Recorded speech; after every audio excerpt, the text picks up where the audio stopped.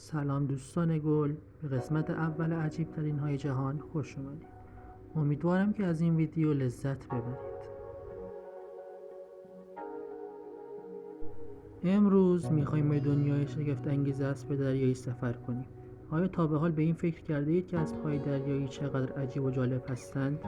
بیایید با هم به دنیای این موجودات زیبا و مرموز نگاهی بیاندازیم. اسب‌های دریایی به خاطر شکل خاص و رنگ‌های جذابشان شناخته می‌شوند.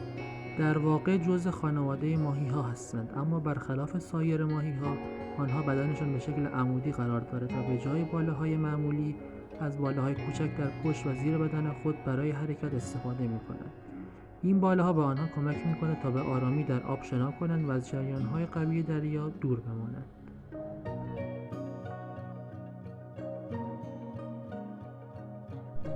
یکی از ویژگی‌های جالب اسب‌های دریایی نحوه بارداری آنهاست. در این گونه نرها مسئول بارداری هستند. بله، درست شنیدید. نرها تخمک‌ها را از ماده‌ها دریافت کرده و در کیسه‌ای که در بدنشان دارند پرورش می‌دهند. پس از گذشت چند هفته آنها بچه‌های کوچک را به دنیا می‌آورند. اسب‌های دریایی در زیستگاه‌های گرم و کم عمق زندگی می‌کنند و معمولاً در میان علف‌های دریایی و مرجان‌ها پنهان می‌شوند. آنها با حرکات آرام و نرم خود به راحتی در محیط خود مخفی می‌شوند. این به آنها کمک می‌کند تا از شکارچیان در امان بمانند.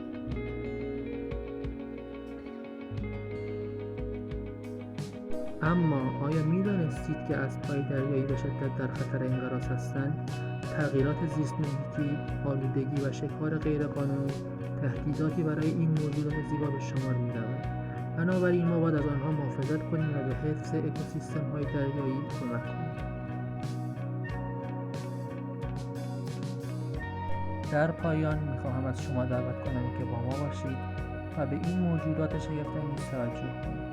اگر از این ویدیو خوشتون اومد لطفاً لایک کنید، نظرتان را بنویسید و کانال ما را سابسکرایب کنید تا از ویدیوهای جذاب دیگر باخبر شوید. تا ویدیوی بعدی به یاد داشته باشید که دنیای زیر آب پر از شگفتی‌ها و زیبایی هاست. خدا نگهدار.